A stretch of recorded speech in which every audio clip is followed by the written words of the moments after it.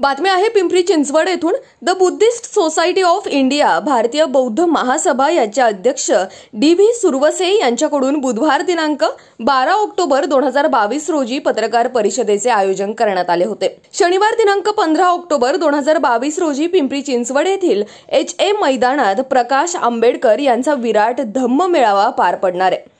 या विराट सभेतून प्रकाश आंबेडकर जनतेशी संवाद साधणार आहेत। त्यांच्या या सभेला पश्चिम महाराष्ट्रातून आणि राज्यभरातून लोक मोठ्या संख्येने येणार आहेत। या विराट धम्म मेळाव्याचे आयोजन भारतीय बौद्ध महासभा तसेच the Buddhist society of India व समाज विकास महासंघ आणि इतर संस्था संघटना व बुद्ध विहारांच्या वतीने आयोजित करण्यात आले आहे।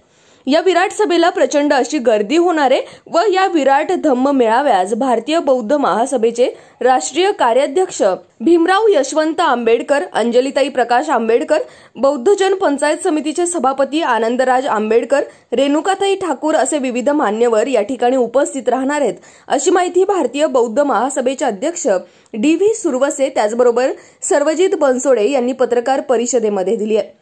याच बातमीचा आढावा घेतलाय आमचे प्रतिनिधी प्रसन्न तरडे आणि भानुदास हिवराळे यांनी। पाहुयात।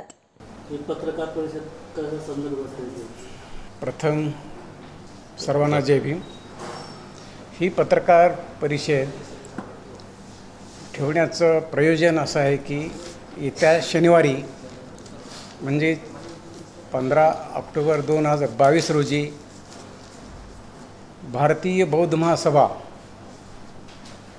त्याचप्रमाणे बौद्ध विकास महासंघ व बानाई ह्या संघटनेने मिळून धम्मचक्र प्रवर्तन दिन हा त्या दिवशी साजरा करण्याचा ठरलेला आहे। हा सोहळा साजरा करत असताना पिंपरी चिंचवड शहरामधील ज्या ज्या धार्मिक संघटना छोट्या मोठ्या असतील त्या पण आमच्याशी सहमत आहेत, सहभागी झालेले आहेत।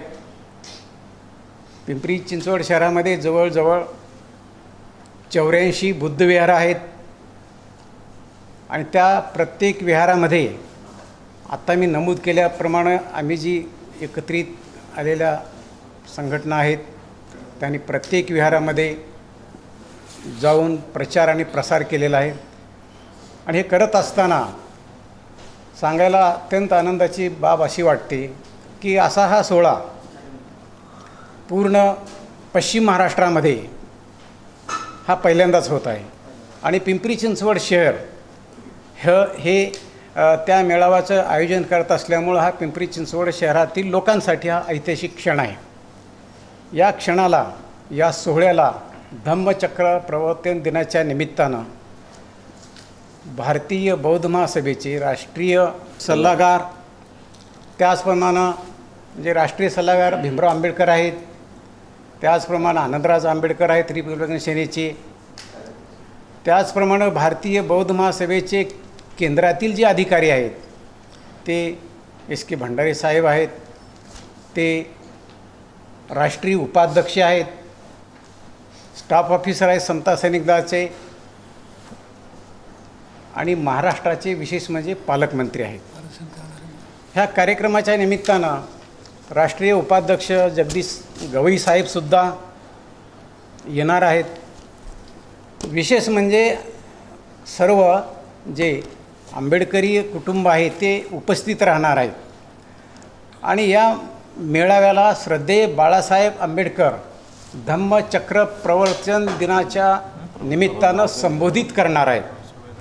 तेव्हा हा जो सोहळा आहे हा सोहळा साजरा करत असताना आम्ही आपल्यालाही आव्हान असं करत आहोत की आम्ही पोचलेलं तर आहोतच जनतेपर्यंत। पिंपरी चिंचवड शहर, पुणे शहर, पुणे जिल्हा इथंपर्यंत आम्ही सर्वजण पोचलेले आहोत, पण तरीही आपण या माध्यमातून लोकांपर्यंत आमचा निरोप पोचवावा ही आपल्याला विनंती आहे। जय बुद्ध, जय भीम, जय भारत। येत्या 15 ऑक्टोबरला जो या ठिकाणी धम्म मेळावा होणार आहे हा एक ऐतिहासिक धम्म मेळावा असणार आहे। गुरुजींनी यापूर्वी काही माहिती दिलेली आहे, त्याच्यात मी थोडंसं ॲड करतो। या धम्म मेळाव्यामध्ये ज्या यशच्या ग्राउंडवर होणार आहे त्याला 2 बाजूने आपण प्रवेशद्वार दिलेला आहे। एका प्रवेशद्वाराला सुभेदार रामजी सपकाळ असं नाव दिलेलं आहे, दुसऱ्या याला महास्तवीर चंद्रमणी प्रवेशद्वार असं नाव दिलेलं आहे आणि जो प्रमुख स्टेज आहे, जो मंच असणार आहे, विचार मंच असणार आहे किंवा धम्मपीठाचे, त्याला सम्राट अशोक असं नाव दिलेलं आहे। या ठिकाणी या अनुषंगाने महाराष्ट्रातून बऱ्याचशा लोकांची बुक स्टॉलसाठी विचारणा झालेल्या आहेत। त्या ठिकाणी जवळपास 20-30 स्टॉल असणार आहेत, त्याच्यात काही खाद्यपदार्थ आणि बाकी सगळे आपले विचारमंथन ज्याद्वारे होतं ते पुस्तकांचे स्टॉल असणार आहेत। अशा वेगवेगळ्या स्वरूपाच्या सर्व लोकांना त्या ठिकाणी समावेश केलेला आहे आणि शहरामध्ये एक ऐतिहासिक असं एक सभा होत असल्यामुळं या सभेला श्रद्धेय बाळासाहेब आंबेडकर हे भारतीय बौद्ध महासभेचे राष्ट्रीय सल्लागार म्हणून मार्गदर्शन करणार आहेत, ही एक लोकांमध्ये उत्सुकता आहे।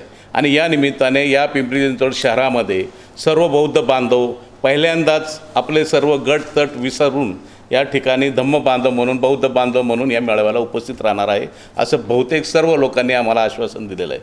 त्याचप्रमाणे आपल्या भागामध्ये त्रिरत्न महाविहार आहे दापोडीचं, त्या लोकांनीसुद्धा या मेळाव्यासाठी संमती दिलेली आहे। तेही लोक हा बौद्धांचा बौद्ध धम्मीय मेळावा असल्यामुळं सर्व लोक यासाठी काम करतात, स्वतः प्रचार आणि प्रसार करतात, तेही या ठिकाणी उपस्थित राहणार आहे। त्यांचा एक स्टॉल या ठिकाणी असणार आहे।